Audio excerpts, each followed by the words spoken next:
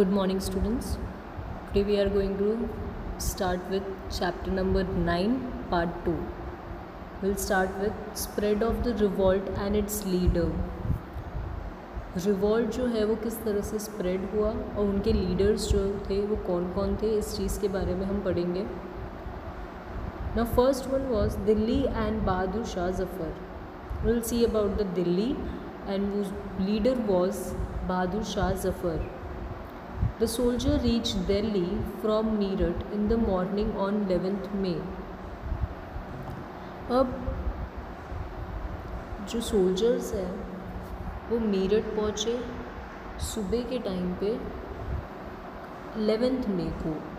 They could capture Delhi with the help of Indian soldier present there.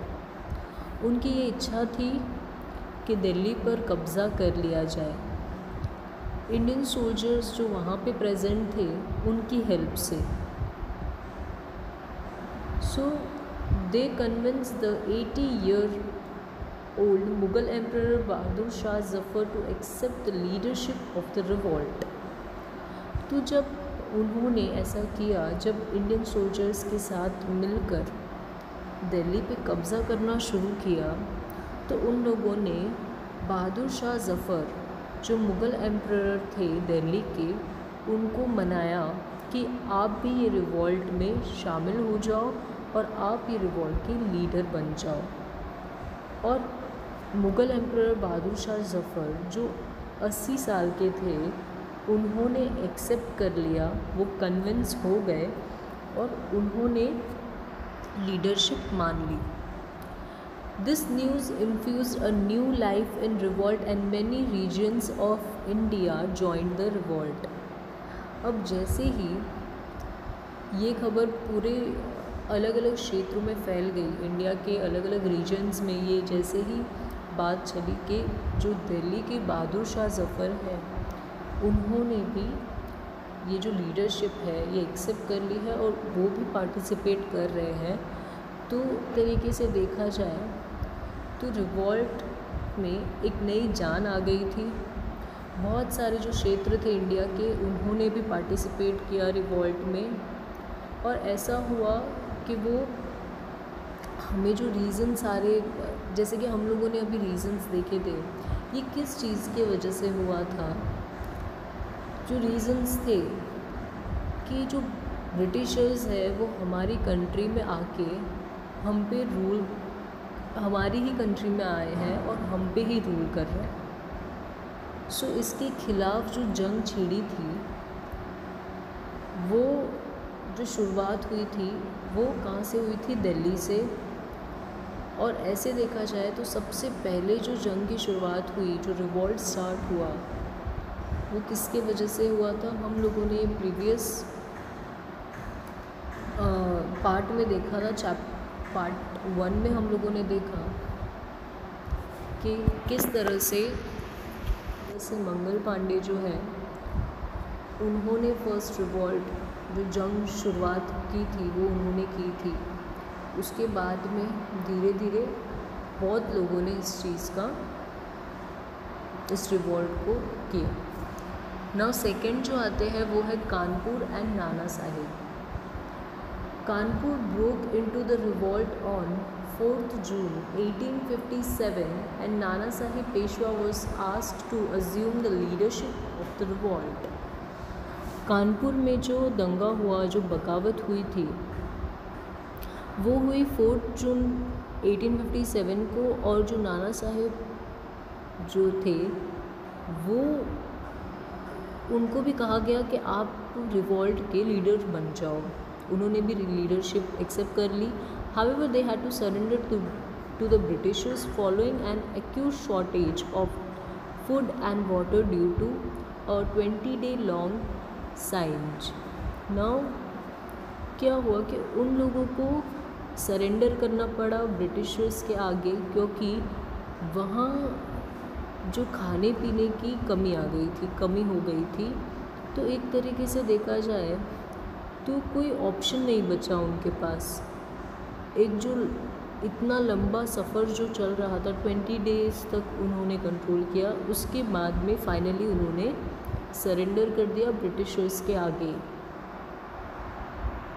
Next, Bihar and Kunwar Singh. Patna and Jagdishpur were the main centres of the revolt in Bihar. Bihar के जो main centres है वो है पटना और जगदीशपुर।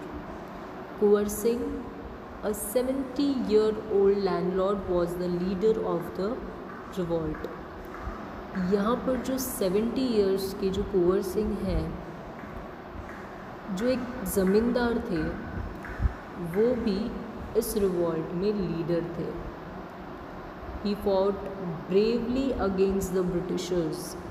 उन्होंने काफ़ी बहादुरी से ब्रिटिशर्स के खिलाफ लड़ाई लड़ी थी।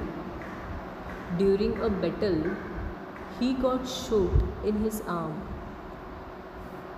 अब जब लड़ाई चल रही थी या जब वॉर हो रहा था दोनों के बीच में, तब उनके हाथ पे या उनके आर्म पे गोली लग गई।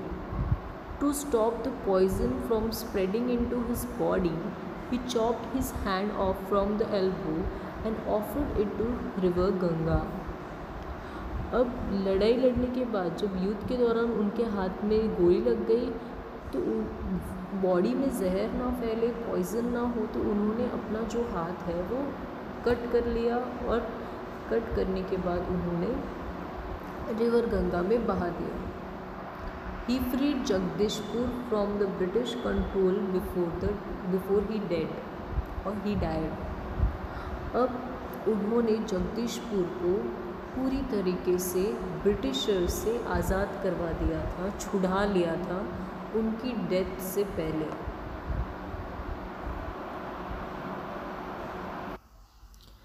Jhansi and the great warrior Rani Lakshmibai.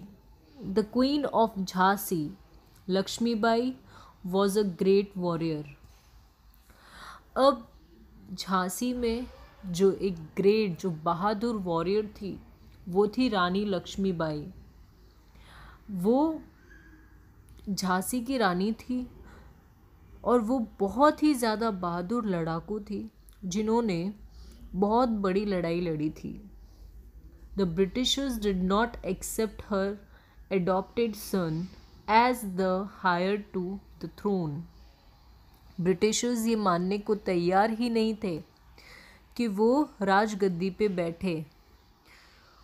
इसी वजह से उन्होंने रिवॉल्ट में हिस्सा लिया। This is the reason for her joining the revolt. She was one of the most skilful leaders of the revolt. ये जो लीडर थी रानी लक्ष्मीबाई, ये बहुत ही काबिल लीडर थी। जो स्किल्स थी इनके पास कि ब्रिटिशर्स को किस तरह से हराया जाए, वो बहुत अच्छी थी।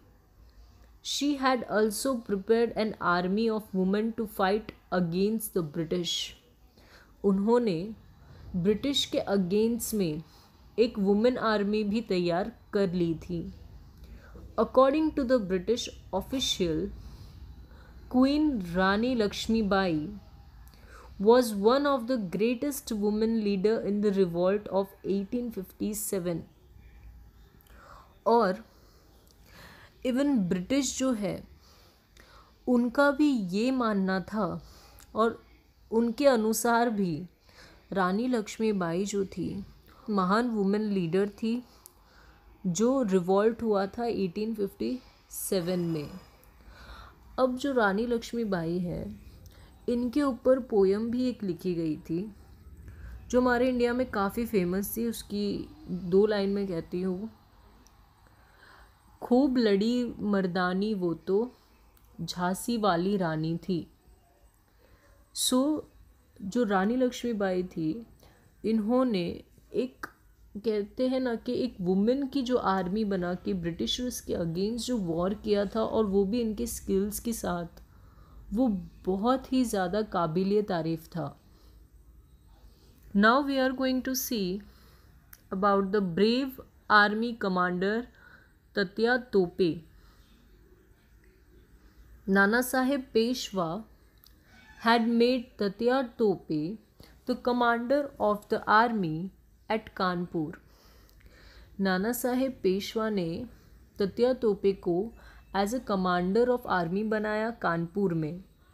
सून ही बिकेम हिज ट्रस्टेड कमांडर, और बहुत ही जल्दी वो एक ट्रस्टेड कमांडर बन चुके थे। He skillfully fought to free Kanpur, playing the role of commander for the first time. कुशल तरीके से इन्होंने कानपुर को आज़ाद करवाया था। कमांडर का जो रोल था, जो उन्होंने प्ले किया था कानपुर को आज़ाद करवाने में, वो बहुत अच्छा रोल प्ले किया था, और ये पहली बार उनके लाइफ में हुआ था।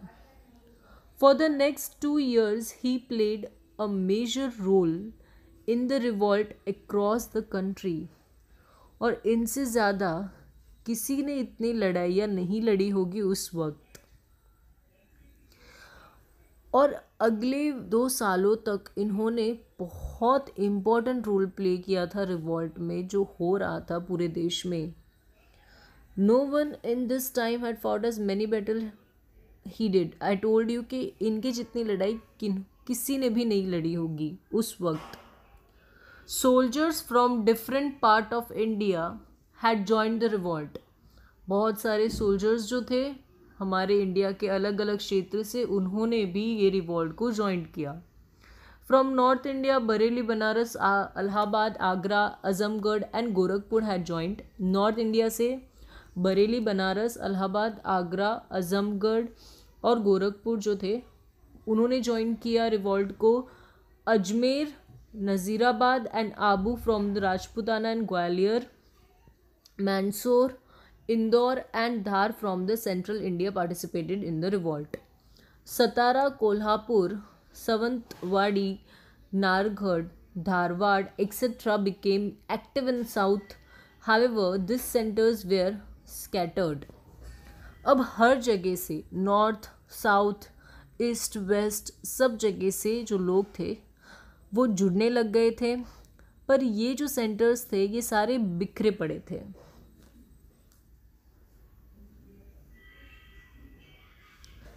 रिवॉल्ट ऑफ 1857 इन गुजरात।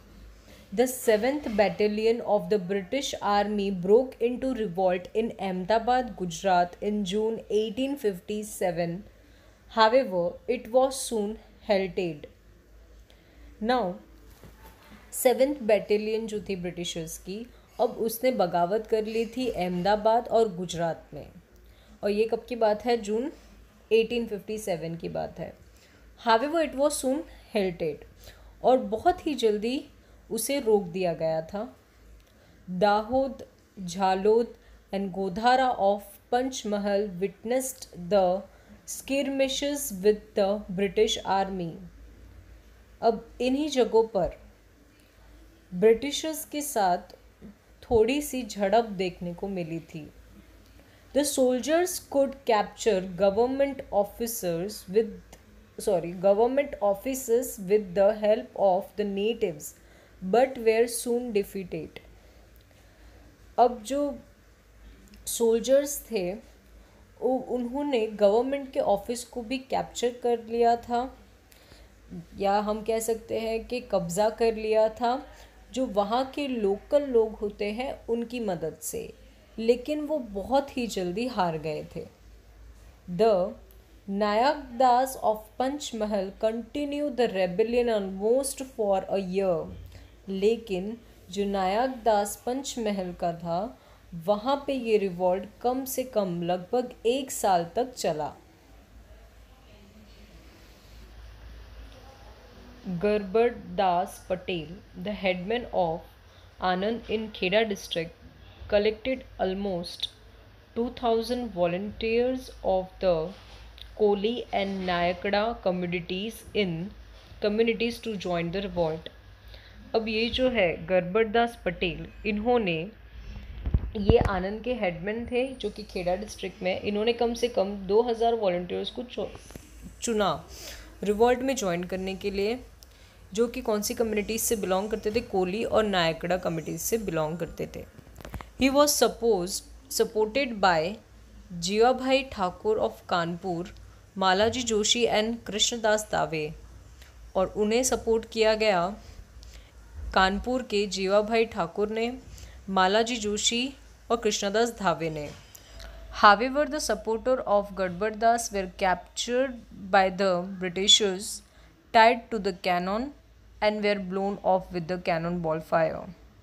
अब इसका नतीजा क्या हुआ कि गड़बड़दास के जो सपोर्टर्स थे उन्हें पकड़ लिया गया ब्रिटिशर्स के द्वारा, उन्हें कैनन से बांध दिया गया और कैनन की बॉल फायर से उड़ा दिया गया।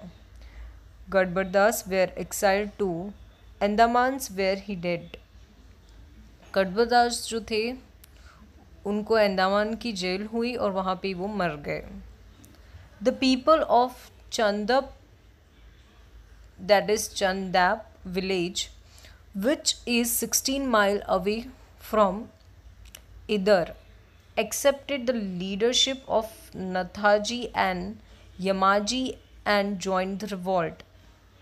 अब चंदप के जो लोग थे, चंदप एक विलेज है, गांव है, जहाँ पे 16 माइल्स अवे पे एक इधर है, जिन्होंने एक्सेप्ट की थी लीडरशिप, नाथाजी और यमाजी, उन्होंने भी इस रिवोल्ट को ज्वाइन किया था। The British had camp at Nandanana village between Okha and Baradi. अब ब्रिटिशर्स ने भी कैम्प किया नंदा विलेज के बीच में, जहाँ पे ओखा एंड बाराडी है, वहाँ पे। The British commander of navy became the impatient and he reach the fort of Bet Dwarka via the bay of Bet. अब ब्रिटिश कमांडर जो नेवी के थे वो एक तरीके से इम्पेशेंट हो गए थे और वो कैसे भी करके बेट द्वारका पहुँचे। Donovan ordered and attack on the fort. Donovan ने ऑर्डर किया कि जो किले के ऊपर अटैक किया जाए। The Waghers inside the fort had no such artillery to counter attack. Waghers जो थे, जो फोर्ट के अंदर थे, उनके पास ऐसी कोई भी चीज़ नहीं थी कि वो इस काउंटर को अटैक कर सके। At this time the Wagher women came up with the very brave and innovative ideas. और उसी वक्त वाघर के जो वुमेन्स थे वो एक बहुत ही बहादुर और इनोवेटिव आइडिया लेकर बाहर आए। They soak the mattress with the water in which they could catch the cannon ball and cool them immediately.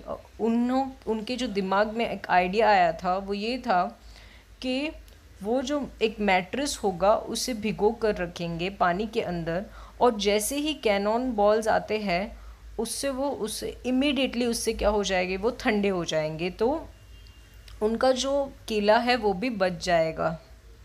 This would enable the Waghar men to fight the battle without being hit by cannonball. अब ये चीज़ वाघार के जो लोग थे, वाघार के जो man communities थी, man लोग जो थे जो फाइट कर रहे थे बैटल, उनके लिए बहुत ही बड़ी फ़ायदेमंद रही, क्योंकि कैनन बॉल जो थे उनको हिट नहीं कर पाते। Now here in the history of the world such act of valour has been exhibited. अब एक हिस्ट्री में इस तरीके की घटना को एग्जिबिट किया गया है। Wagher women were bravely disarm the cannon ball without worrying about their own lifes. Wagher की जो वुमेन थी उन्होंने बहुत ही बहादुरी से कैनन बॉल को बिना कुछ सोचे समझे, ना खुद की परवाह किए बिना उस चीज़ को किया, कैनन बॉल को ठंडा करती गई। Their act of bravery was equivalent to that of Rani Lakshmibai. उनकी जो बहादुरी थी वो रानी लक्ष्मीबाई से कम नहीं थी। This women were the Rani Lakshmibais of Gujarat. अब इन वुमेन्स को कहा जाता है कि वो लक्ष्मीबाईज है गुजरात की। Cities of North Gujarat like Patan, Khelaru, Bhiloda, Mudeti, etc. broke into the revolt with the help of natives. अब जो सिटीज़ थी नॉर्थ गुजरात की, जैसे पाटन, केलोरू, बिलोडा, मुडेटी, ये सारे भी ब्रोक हो गए रिवॉल्ट में, इनकी जो आसपास के नेटिव्स थे उनके मदद से। Apart from this, in December 1858 तत्या तोपे stayed with his army in Panchmahal district of Gujarat. उसी के साथ साथ तत्या तोपे कौन थे? कमांडर थे जो कि कानपुर से थे। वो गुजरात के पंचमहल डिस्ट्रिक्ट में अपनी आर्मी के साथ स्टे कर रहे थे। और ये कब की बात है? दिसंबर 1858 की। Forest of Banswara when being chased by the British army, जैसे ही ब्रिटिश आर्मी उनको पकड़ती थी उससे पहले ही वो वंसवाड़ा के जंगल में भाग गए थे। अब जो तात्या तोपे थे वो आसानी से हाथ में आने वालों में से नहीं थे। जब भी ब्रिटिश आर्मी उनको पकड़ने जाती थी वो हमेशा कहीं ना कहीं से भाग जाते थे। एक जगह से दूसरी जगह और दूसरी जगह से तीसरी जगह पे वो हमेशा कहीं ना कहीं छिप जाते थे। और ब्रिटिश आर्मी जो थी वो तत्या तोपे को लेकर बहुत ज़्यादा परेशान हो चुकी थी और उन्हें ढूंढने के लिए बहुत ही बेकरार थी। End of the revolt. अब जो रिवॉल्ट था वो किस तरह से ख़त्म हुआ? During the revolt, weapons and soldiers were supplied to the Britishers from England, Iran, etc. अब जब रिवॉल्ट चल रहा था, रिवॉल्ट के टाइम पर जो हथियार मिल रहे थे, जो सोल्जर्स उन लोगों को मिल रहे थे, वो सप्लाई कर रहे थे ब्रिटिशर्स को। और वो कहाँ से आ रहा था? इंग्लैंड से और ईरान से। The revolt had started on 10th May 1857, but by end of June 1857, the Britishers were able to regain control on Banaras and Allahabad. अब रिवॉल्ट शुरू तो हुआ था 10th May 1857 को, लेकिन जून 1857 तक ब्रिटिशर्स ने अपना कंट्रोल वापस से रिगेन कर लिया था बनारस पर और इलाहाबाद पर। Kanpur was recaptured by the end of July. Kanpur को उन्होंने रिकैप्चर किया एंड ऑफ जुलाई में। दिल्ली इन सितंबर 1857, और दिल्ली को रिकैप्चर कब किया? सितंबर 1857 को रिकैप्चर किया। Bahadur Shah Zafar and his queen Begum Zeenat Mahal were imprisoned and exiled to Rangoon, the capital of Burma, where they died after few years. बहादुर शाह जफ़र और उनकी जो बेगम, उनकी वाइफ जीनत महल, वो भाग चुके थे रंगून में, जो कि कैपिटल है बुर्मा का, और वहीं पे उनकी मृत्यु हो गई थी। Their 3 sons were murdered. उनके जो 3 सन थे उनका मर्डर हो चुका था। लखनऊ वॉज रिकैप्चर्ड इन मार्च 1858। लखनऊ को ब्रिटिशर्स ने रिकैप्चर किया मार्च 1858 में। Jhansi fail because of the treasury of one of the countries of Jhansi. Jhansi एक तरीके से हम कह सकते हैं कि एकदम नीचे चला गया था, क्योंकि उसकी जो ट्रेजरी थी कार्टरियस की, उसके वजह से। As a result Lakshmibai escape toward the Kalpi. अब उसका नतीजा क्या हुआ कि रानी लक्ष्मीबाई जो थी वो भी एस्केप कर गई, कालपी पे पहुंच गई थी, वो भी भाग गई थी। Where she died while fighting a battle with the British troops. Britishers के साथ में लड़ाई करते करते उनकी मृत्यु हो गई। Nana Sahib Peshwa escape to Nepal after the final defeat. Final defeat के बाद नाना साहेब जो थे वो नेपाल पहुंच गए थे।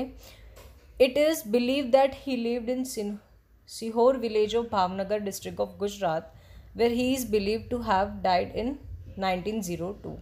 अब ऐसा माना जाता है कि सीहोर विलेज जो है भावनगर गुजरात का, वहाँ पर नाना साहेब पेशवा रहे थे और उनकी मृत्यु हुई थी 1902 में।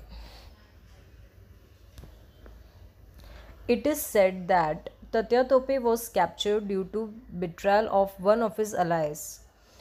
अब ऐसा माना जाता है कि तत्या तोपे जो है उन्हें पकड़ लिया गया था उन्हीं के किसी इंसान के वजह से, उन्हीं के दोस्त के वजह से। According to this official documents, Tatya Tope was hanged on 18 April 1859 official documents है जो कि ये कहती है कि तात्या तोपे को फांसी की सज़ा मिली थी। 18 अप्रैल 1859 को उनको फांसी पे लटकाया गया था।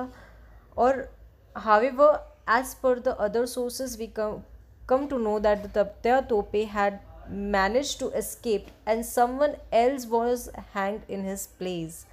अब ऐसा भी सोर्सेस है, ऐसी भी कुछ बातें हैं जो ऐसा कहती है कि तात्या तोपे की जगह पे किसी और जन को हैंग किया गया था, फांसी की सज़ा दी गई थी और वो वापस से भाग गए थे कहीं और।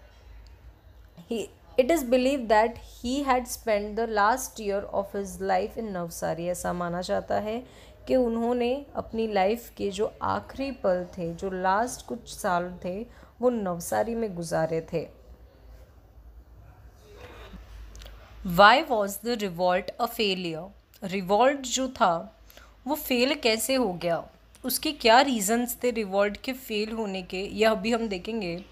The revolutionary fail to retrieve the power from the Britishers due to their limitations, some of which are revolutionary जो थे वो फेल हो गए अपना पावर दिखाने के लिए ब्रिटिशर्स के सामने, क्योंकि उनके भी कुछ लिमिटेशंस थे जो अभी हम नीचे देखने वाले हैं। Number 1, the rebels lacked coordination. जो रिबेल्स थे, जो हमारे देशभक्त थे, वो एक दूसरे के साथ में कोऑर्डिनेट ही नहीं कर पा रहे थे। सो लैक ऑफ कोऑर्डिनेशन के वजह से भी ये रिवॉल्ट फेल हुआ था। There was an absence of centralised leadership. Revolt के अंदर सेंट्रलाइज्ड लीडरशिप जैसी कोई बात ही नहीं थी। There was no provision of reinforcement of man, money, ammunition. वहाँ पे ऐसी कोई भी बात ही नहीं की गई थी जो इंसान के लिए, जो इंसान फील कर रहा है, जो एक आम इंसान, जो सिटीज़न है इंडिया का, वो किस तरह से फील कर रहा है। मनी की जो प्रॉब्लम है, एम्युनिशन की प्रॉब्लम, ये सारी चीज़ों को ज़्यादा कंसिडर नहीं किया गया था। Number 2, outbreak of the revolt happened way before the pre plan date. सबसे बड़ा जो आउटब्रेक था इस रिवॉल्ट का, वो क्या हुआ था कि प्री प्लान डेट, मतलब जो डेट फिक्स की गई थी रिवॉल्ट की, उससे पहले ही रिवॉल्ट कई जगहों पे स्टार्ट हो चुके थे। As a result the planning was disrupted and it altered the British. इसका नतीजा ये हुआ कि प्लानिंग जो थी वो पूरी तरीके से ख़राब हो चुकी थी और ब्रिटिश भी जो थे वो किसी ना किसी तरीके से एक अलर्ट हो गए थे। Number 3, the revolt remain concentrate largely in north India. अब नॉर्थ इंडिया में ये रिवॉल्ट बहुत ज़्यादा समय तक चला। Many social reformers refrained directly और indirectly from joining the revolt. बहुत सारे सोशल रिफॉर्मर्स थे जो डायरेक्टली या इनडायरेक्टली मना कर रहे थे रिवॉल्ट ज्वाइन करने के लिए। This prove that the intellectual class did not support the revolt. ये चीज़ प्रूव करती है कि जो इंटेलेक्चुअल क्लास थे उन लोगों ने इस रिवॉल्ट को सपोर्ट नहीं किया था। Number 4, India is a country known for its regional diversity in languages, food habit, dressing sense, etc. India एक ऐसी कंट्री है जो जानी जाती है रीजनल डाइवर्सिटीज़ की वजह से, जो कि हमारे अलग अलग लैंग्वेजेस जो हम यूज़ करते हैं हमारे देश में, उस चीज़ की वजह से हमारी कंट्री जानी जाती है। हमारे इंडिया में अलग अलग कास्ट के लोग रहते हैं, अलग अलग कास्ट के लोगों के अलग अलग फूड हैबिट होती है, अलग अलग ड्रेसिंग सेंस होता है। ये सारी चीज़ों के वजह से इंडिया पूरे देश में, पूरे वर्ल्ड में जाना जाता है। Before the British rule people were ruled by the regional dynasties. अब ब्रिटिश रूल से पहले जो लोग रूल करते थे रीजनल में, वो उनकी एक पर्सनल एक उनकी अपनी अपनी रीजनल डायनेसिटीज़ पे वो रूल करते थे। As a result sentiment of nationalism, belongingness to India as one nation had not developed either in people और इन देयर लीडर। तो इसका जो नतीजा हुआ वो क्या हुआ कि जो नेशनलिज्म की सेंटिमेंट थी, जो इंडिया से बिलोंग करती थी, एक नेशन का जो नारा था, वो लोगों में नहीं हो पाया। Many leaders either sided with the British और remain passive at the time of revolt. अब बहुत सारे ऐसे लीडर्स थे जो ब्रिटिशर्स के साइड में आ चुके थे और काफ़ी जन ऐसे थे जो रिवॉल्ट के टाइम पे शांत रहे थे, कुछ किया ही नहीं उन लोगों ने। Number 5, the Sikh and the गुरखास fought by the side of British, which proved to be a major disadvantages for the rebels. अब सिख और गुरखास जो थे वो ब्रिटिशर्स के साइड से लड़ रहे थे और ये हमारे लिए एक बहुत ही बड़ा डिसएडवांटेज था। Number 6, the British had a superior army, weapons and military commanders compare to the rebels. अब हमारे जो रिबल्स थे जैसे कि तत्या तोपे, रानी लक्ष्मीबाई, नाना साहेब पेशवा, इन लोगों के पास सुपीरियर ना आर्मी थी अच्छे, ना वेपन्स थे, ना इतनी बड़ी मिलिट्री कमांडर्स थी। तो ब्रिटिशर्स के पास में बहुत बड़ी सुपीरियर आर्मी थी, वेपन्स थी, मिलिट्री कमांड थी एज़ कम्पेयर टू हमारे रिबल्स से उनके पास ज़्यादा थी। तो ऑब्वियस सी बात है कि वही जो ये रिवॉल्ट हुआ था तो उसमें कौन जीतेगा? ब्रिटिशर्स ही जीतेंगे। Number 7, all the leaders were fighting for regaining their power और territories lost to the British. अब जितने भी लीडर्स थे वो फाइट कर रहे थे ताकि उनका जो पावर है, उनकी जो टेरिटरीज है वो उनको वापस से हासिल कर सके। They were not fighting for the freedom of their nation. वो कोई भी लीडर फाइट नहीं कर रहा था हमारे पूरे देश के फ्रीडम के लिए। कोई भी लीडर फाइट नहीं कर रहा था, वो सिर्फ और सिर्फ अपने पावर के लिए और अपनी टेरिटरीज को पाने के लिए ही ब्रिटिशर्स के साथ में लड़ रहे थे। सो ये एक मेजर डिसएडवांटेज था हमारे रिवॉल्ट का। Now we are going to see what were the effects and consequences of the revolt of 1857. The revolt was not successfully against the Britishers. However, it still ushered in a new era of change. जो revolt था वो तो Britishers के against में successful वो तो नहीं हो पाया, लेकिन कहीं ना कहीं एक पॉजिटिव पॉइंट आ गया था और एक नया एरा जो होता है चेंज का वो दिखने लग गया था। Company rule came to an end in India and India came under the rule of crown. Company का रूल एक तरीके से इंडिया में ख़त्म होने लगा था और इंडिया खुद ही रूल के पावर में आ रहा था। The interference in the internal affairs of princely state of India was stopped. Interference जो इतने टाइम से ब्रिटिशर्स कर रहा था इंटरनल अफेयर में प्रिंसली स्टेट्स के, तो वो बंद हो चुका। The British government was compelled to change its policy towards the India. अब आगे क्या हुआ कि ब्रिटिश गवर्नमेंट ने जो पॉलिसीज़ लगाई थी इंडिया के लिए वो चेंज कर ली। The salary allowances and the facilities given to Indian soldiers sepoys were the increase. अब जो सैलरी है इंडियन सोल्जर के उनको भी बढ़ा दी गई थी। The revolt helped in evoking a feeling of nationalism in people of the India.